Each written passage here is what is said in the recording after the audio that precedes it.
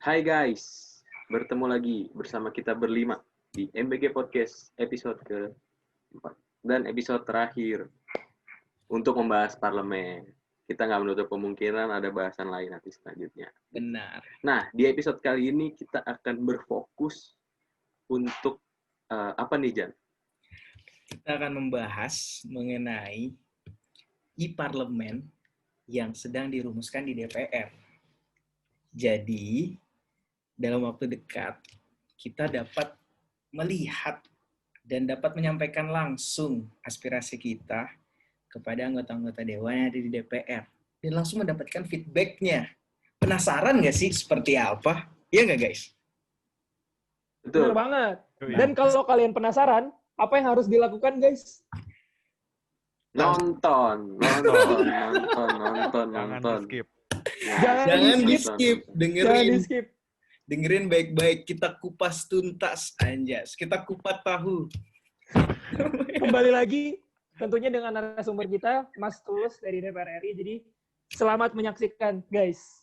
Oke, sebenarnya ini bahasannya juga mungkin masih berkaitan dengan UU PDP tadi, karena ada satu poin menarik yang saya garis bawahi dari Mas Tulus terkait dengan perubahan dunia yang serba digital ini tuh mengubah semuanya gitu. Dan saya rasa juga nggak cuma di masyarakat, tapi di pemerintah juga seharusnya mengikuti perkembangan zaman gitu. Entah itu dari pemerintah atau dari DPR. Nah, e-parlemen ini sejauh yang kami tahu, kalau misalnya kita buka website DPR, kita bisa lihat apa yang ada di prolegnas, kita bisa ngikutin rapatnya seperti apa. Tapi kemudian muncul pertanyaan, apakah dengan adanya website tersebut sudah cukup untuk meningkatkan akuntabilitas dan transparansi gitu ke masyarakat? Dan apakah layanan tersebut bisa menjamin masyarakat untuk menyampaikan aspirasinya secara langsung mungkin tanpa harus bertemu secara fisik? Lalu juga apakah dengan adanya e-parlemen tersebut sudah diketahui oleh banyak masyarakat? Apakah ada yang salah gitu di proses sosialisasinya dan lain sebagainya? Kira-kira begitu sih, Mas. Oke, tapi sebenarnya gini, kalau kita bicara seberapa bergunanya gitu ya, seberapa bergunanya e-parlemen dalam kaitannya akuntabilitas publik ataupun kemudian dari partisipasi publik gitu ya, atau aspirasi itu bisa diserap oleh dewan dan kemudian diperjuangkan oleh dewan, termasuk ini kan semuanya bagian dari good governance gitu ya kalau kita bicara soal e-parlemen. Jadi kita bicara besarannya kan sebenarnya kita ngomongin e-government gitu ya, e-government kemudian diturunkan karena ini legislatif, maka kita bicara soal e-parlemen. Jadi sebenarnya sekjen DPR gitu ya. Jadi gini, ada politisinya yang aspek politik itu di DPR itu kita bicara fraksi ya. Kemudian mereka dan pimpinan, kemudian mereka ada supporting juga nih secara administrasi. Namanya sekjen DPR. Nah, terkait dengan itu semua yang nyiapin perintahnya adalah perintah dari pimpinan DPR dan ataupun anggota DPR, tapi kemudian yang mengejawantakan itu semua adalah kesekjenannya. Sebenarnya sudah ada. Teman-teman bisa cek, ada kalau nggak salah DPR itu kan ada YouTube, Facebook, Twitter, Instagram ada nggak ya? Instagram, ada radio parlemen, ada TV parlemen, kemudian bentuk pengaduan masyarakat itu bisa melalui email, ada juga di webnya itu ada, kita bisa ketikkan gitu ya. Kemudian bisa juga secara langsung gitu. Kemudian tadi juga ada streamingnya, masing-masing komisi ada streaming. Bila tidak tertutup rapatnya, maka masyarakat bisa mengakses dari mana saja. Kemudian, loh Mas, kenapa mesti kita tutup? Itu kan tidak akuntabel. Saya tidak bicara benar atau enggaknya, karena undang-undang memperbolehkan bahwa kalau memang ada isu-isu yang sensitif, maka itu diperbolehkan untuk tertutup. Biasanya itu sih jarang kalau bahas anggaran general. Jarang tertutup. Kalau anggaran general biasanya terbuka. Tapi misalnya kalau TNI sebenarnya mau beli kelengkapan tempur, kemudian untuk ini yang terkait dengan budgetnya berapa segala macamnya, biasanya itu tertutup seperti itu. Nah, dalam sebuah negara yang kalau memang demokrasinya sudah maju, publiknya sudah maju, sebenarnya nggak ada masalah tertutup. Karena apa? Kan yang di dalam wakil kita.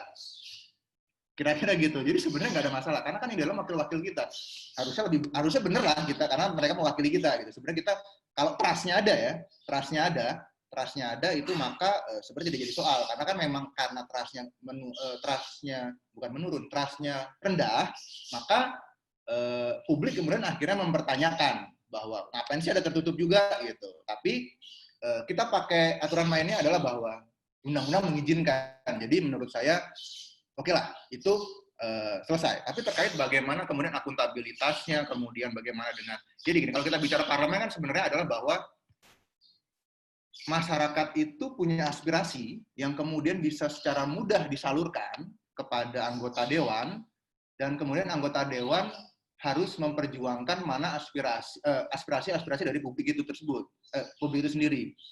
Meskipun tidak semua aspirasi, karena aspirasi juga ada yang logis, ada yang nggak logis juga gitu, ada yang rasional, ada yang irasional juga gitu. Kalau kita misalnya minta anak kita mau sunat, kemudian kita minta menyalurkan aspirasi kita ke Senayan gitu kan, jadi nggak nyambung juga. Saya sering cerita juga ke si Aldi itu, ya nggak Di? Jadi bahkan kalau di dapil, ini fenomena terjadi gitu.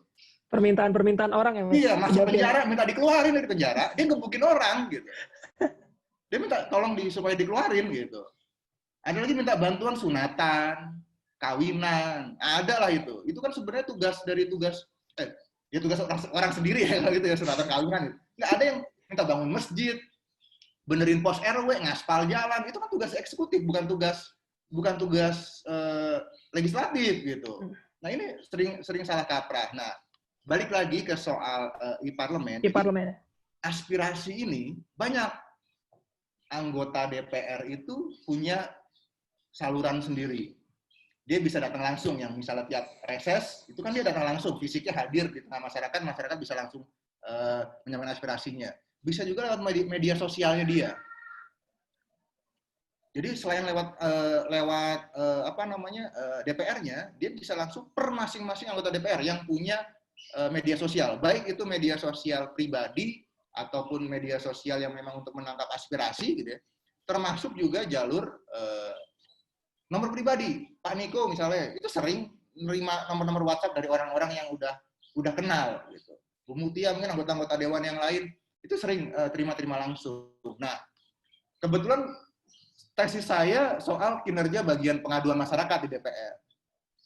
Jadi justru yang sering dijadikan bahan untuk menyampaikan aspirasi adalah lebih kepada MP-nya sendiri gitu. Jadi kepada anggota-anggota dewannya tadi, baik ketika bertemu langsung, ketika reses, baik itu melalui WhatsApp kalau dia memang sudah kenal, ataupun melalui media sosial mereka gitu. Nah, menariknya adalah bahwa kegagalan dari e-parlemen, e-government sebenarnya jadi gini.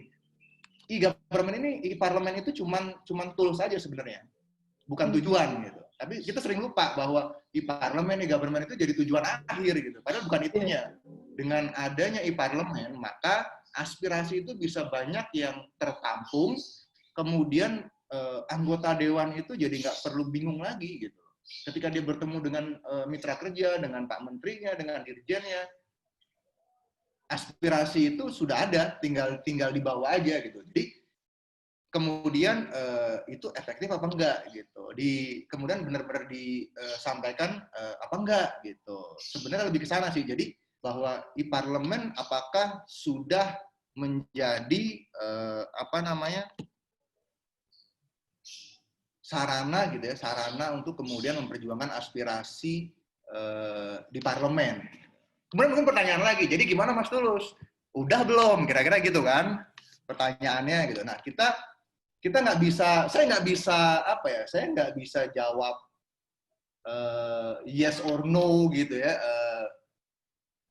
bagus atau jelek, karena sebenarnya karena demokrasi kita modelnya termasuk sistem ketatanegaraan kita nih aneh gitu loh jadinya. Jadi sebenarnya kalau kita ngomongin isu di publik gitu ya, harusnya itu kan isunya itu kan diperjuangkan oleh fraksi, ya nggak? Harusnya fraksi PDI, fraksi PKS, fraksi Golkar, masing-masing punya ideologi partai, masing-masing punya agenda settingnya masing-masing nih, punya agenda nih gitu. Jadi sebenarnya salah kalau ada anggota partai A misalnya memperjuangkan atau keras banget terhadap isu A, tapi yang lain enggak. Kemudian anggota partai B misalnya, masing-masing anggotanya itu beda-beda yang diperjuanginnya. Ada yang kenceng, ada yang santai, ada yang diem aja. Gitu. Harusnya kalau kita misalnya bicara isu apa? Isu narkoba atau isu tunasusila, anak gue lagi. Maka apa namanya? Ya. Maka apa namanya? Itu harus satu fraksi. Iya, nanti dulu ya. Satu fraksi suaranya harusnya sama gitu. Nah di kita enggak. Maka jawaban saya apakah e-parlemen ini bisa dimaksimalkan dengan anggota? Tergantung anggotanya. Kira-kira gitu. Ada anggota yang memang menjadikan itu sebagai sarana benar-benar mengumpulkan aspirasi, kemudian jadi bahan senjata dia buat fight kalau ketemu mitra, gitu ya, di ruang-ruang rapat. Tapi ada juga yang dibuat nyenengin aja, gitu. Akhirnya gitu sih, Seharusnya kan memang itu per fraksi, gitu. Jadi isu itu ditampung masuk ke fraksi, kemudian menjadi perjuangan satu fraksi tertentu. Jadi masing-masing fraksi itu punya agendanya. Gitu, bro. Oke, thank you banget, Mas Tulus. Siap. Terakhir, Mas. Ya. Kira-kira masih ada kurangnya nggak di DPR soal e-parlemen? Apa kira-kira yang perlu diperbaiki gitu? Oke. Jadi, gini. Terkait dengan... Mas, ntar dulu ya. Oke, nggak apa-apa ada Mas. Santai, Mas. Jadi kurangnya di mana sih terkait dengan e-parlemen ya. Jadi sebenarnya Sekjen, gue ingat banget dia punya sarana yang kemudian aspirasi itu bisa ditampung kemudian disalurkan ke dewannya. Tapi itu kemudian tidak terjadi secara konsisten. Jadi sebenarnya akan sangat menarik kalau kemudian dari semua sumber-sumber yang ada, semua saluran aspirasi itu kemudian bisa dipilah-pilah, dikelompokkan gitu ya, kemudian didistribusikan ke tiap anggota parlemen. Nah itu akan menjadi menarik karena biasanya aspirasinya ada yang memang general dan itu bisa didistribusikan ke komisi, ada yang memang udah segmented gitu ya, maksudnya ditujukan untuk PDI, Golkar, atau untuk PKB, atau untuk Gerindra, biasanya gitu. Nah, itu yang tidak terjadi. Kemudian, kesadaran. Jadi kesadaran dari anggota Dewan bahwa sekarang era digital penting, sangat penting untuk kemudian memaksimalkan semua platform yang ada. Gitu. Jadi bahwa kita harus punya itu. Jadi gini, jeleknya nih kebanyakan kalau saya ngikutin media sosial gitu, media sosial yang anggota dewan, YouTube dan sebagainya gitu, kebanyakan kayak selebgram, kayak kita ini gitu. Medsos kan identik dengan kayak kita sebenarnya pengen pamer ya nggak sih? Jadi kita cuma pamer aja tuh, cuma pamer kegiatan-kegiatannya gitu. Tapi ketika aspirasinya masuk gitu ya, lewat tuh akhirnya. Nah itu sering terjadi. Jadi justru bukannya kita pengen dapat gitu ya, tapi kita ngasih tahu nih gitu. Kita lagi ini nih ngasih makan singa nih gitu. Kita lagi ngasih makan singa nih gitu. Ngasih makan burung makau nih gitu. Tapi bukan aspirasinya yang masuk gitu, tapi di Bali ya, Mas. Di Bali tuh ya. Di pantai tuh. Jadi kira-kira gitu, Bro. Jadi bagaimana kemudian itu bisa dimaksimalkan gitu ya. Maksimalkan bukan semua anggota DPR akhirnya bikin platform digital ya, bukan akhirnya bikin Twitter, Instagram dan sebagainya, tapi itu semua bisa dipakai buat menyerap aspirasi dan kemudian itu jadi senjata buat tarung. Bahasa gua adalah tarung buat memperjuangkan kepentingan mereka di rapat-rapat komisi. Gitu. Iya, Mas mungkin ini Mas Mungkin kita kan sudah bicara banyak nih tadi awal dari tentang PDP sama tentang e-parlemen. Tapi kan pada akhirnya kita menyadari kalau anggota parlemen tuh nggak bisa sendiri dalam menyerap aspirasi dari masyarakat. Jadi harus ada peran dari masyarakat juga. Jadi mungkin untuk penutup nih Mas, kira-kira pesan Mas Tulus untuk orang-orang yang nonton video ini, masyarakat yang kita juga sebenarnya punya peran untuk menyampaikan aspirasi. Kira-kira apa sih peran kita Mas dalam sebagai masyarakat untuk menyampaikan aspirasi kita tuh apa peran kita gitu dalam konteks e-parlemen ini?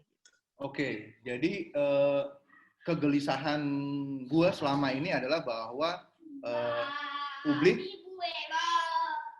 publik itu masih belum paham gitu ya, membedakan mana tugas DPR, parlemen, mana tugasnya eksekutif. Itu tadi makanya kalau kita di masyarakat kita seringkali ketemu dengan masyarakat yang kalau kita datang baik kampanye mau enggak, kita bilang ada duitnya, ada amplopnya nggak nih Pak? Saya sering ditanya juga kayak gitu, ada amplopnya nggak nih? Lah kok jadi amplop gitu? Perasaan kita bukan Kemensos gitu kan? Terus kemudian pos RW rusak gitu ya, bangunan sekolah rusak dan sebagainya.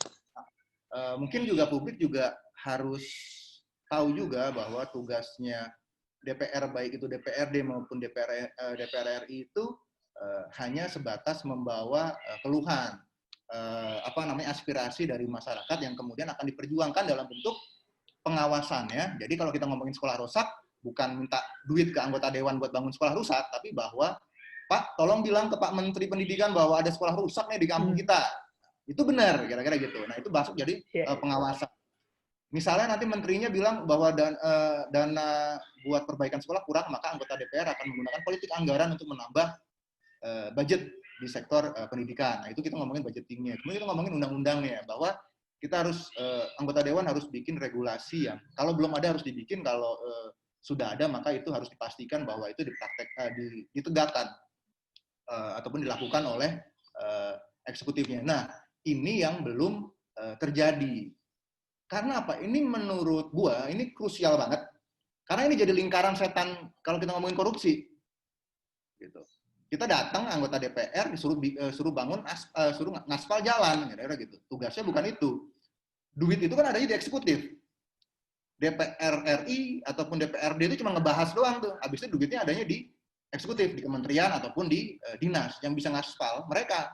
Tapi gara-gara dia dituntut buat ngaspal, maka kemudian ya gimana caranya lah, kira-kira gitu kan. Akhirnya aspal itu direalisasikan dan kemudian dia bisa menyenangkan konstituennya, harapannya adalah bisa terpilih lagi gitu. Nah, itu kemudian yang harus memang benar-benar diperhatikan oleh masyarakat. Saya juga menyadari bahwa hal seperti itu juga memang karena tadi ya, karena saya bilang lingkaran setan, maka itu juga muncul karena ya nantinya juga kalau dia kepilih gitu. Kalau dia kepilih, dia udah kepilih juga dia lupa sama kita gitu. Makanya kita minta aja lah rumah pos RW, kita minta aja jalanan, jembatan, segala macam itu gitu. Karena memang DPR tugasnya itu nggak sekelihatan eksekutif sebenarnya. Karena dia bukan sinterklas yang bisa langsung masyarakat. Kalau kementerian ya, PU misalnya, PU datang nih ke satu daerah, dilihat butuh waduk, butuh apa, tinggal dibangun sama dia. DPR datang ke situ, dia bisanya cuma bilang ke Pak Menteri, minta waduk, kira-kira gitu loh jatuhnya. Dia cuma bisa mintain waduk, jadi nggak bisa langsung tuh. Akhirnya nggak kelihatan, begitu datang, yang datang adalah PU gitu. Politisasinya gimana? Ya paling dia datang lah, ikut meresmikan, biasanya gitu kan. Sama ada spanduk tuh, biasanya kalau ada yang agak-agak caper dikit ya, ada spanduk, terima kasih, ya kan. Terima kasih Pak Andika atas bantuannya, misalnya gitu kan. Bisa gitu tuh. Biasanya gitu. Nah, ini juga yang harus dipahami oleh masyarakat. Dan masyarakat punya banyak saluran sebenarnya. Jadi gini, konsepnya adalah bahwa ketika kita ngasih suara nih, publik ngasih suara, sebenarnya di situ ada barter sebenarnya. Si politisi pengen dia dipilih, dan kita dengan memilih maka kepentingan publik, kepentingan kita, bukan kepentingan personal ya, kepentingan kita yang dimaksud adalah kepentingan masyarakat secara umum yang lebih besar itu difasilitasi oleh si politisi-politisi ini gitu. Makanya harusnya kalau kita sudah kasih suara, maka balas jasanya dari para politisi adalah menjalankan amanat tersebut sebaik-baiknya. Nah, masyarakat bisa menggunakan berbagai saluran, misalnya mereka punya banyak tim sukses, karena mereka tidak bakal jalan sendiri, pasti ada tim-timnya, baik itu berbentuk relawan ataupun partai politik sampai tingkatan RW, RT, kelurahan gitu. Jadi saya bisa sampaikan bahwa kita nggak usah ragu. Kalau kemarin kita mau milih PDI, kita datangin aja kantor PDI. Kalau kita milih PKS, kita datangin kantor PKS. Kita tinggal sampaikan aspirasinya di sana. Kalau ternyata aspirasinya berbeda, gitu ya, tapi berbedanya harus objektif juga, gitu. Kepentingan yang lebih besar. Karena banyak juga dari kita yang kepentingan kita anggap itu kepentingan publik. Tapi ternyata sebenarnya kelompok kecil aja, gitu. Kelompok kita aja, RW kita aja ternyata, gitu loh. Sedangkan kepentingan kita itu berseberangan dengan RW lainnya atau satu kelurahan secara utuh, gitu. Nah, makanya nggak semua aspirasi itu bisa terwujud, karena nggak mungkin juga, pasti akan dipilih-pilih dan ditimbang-timbang. Itu tadi saya disampaikan bahwa kita tinggal datangin aja dengan berbagai saluran yang ada. Kalau kemudian ternyata berseberangan, maka hukuman dari publik adalah ya kita nggak perlu pilih partai tersebut lagi, kita nggak perlu pilih orang itu lagi. Karena apa? Karena ternyata kita menganggapnya gagal dalam menyalurkan aspirasi publik. Jadi dalam konteks pertukaran gitu ya, tadi antara si pemilih dan yang dipilih, misalnya itu sih gitu. Jadi kita bisa menyalurkan aspirasi dengan berbagai cara gitu ya. Dari cara termudah kalau kita anak-anak muda pasti pilih dengan jalur digital gitu ya, tapi dengan cara-cara konvensional juga bisa. Kita bisa lihat perkembangannya, kalau kita anggap itu mewakili aspirasi maka kita bisa support, kalau nggak mewakili ya tidak usah disupport. Nah, ini menariknya karena demokrasi itu bukan garansi untuk melahirkan pemimpin yang bisa meladeni masyarakat gitu ya, melayani masyarakat dengan bagus, dengan super gitu ya.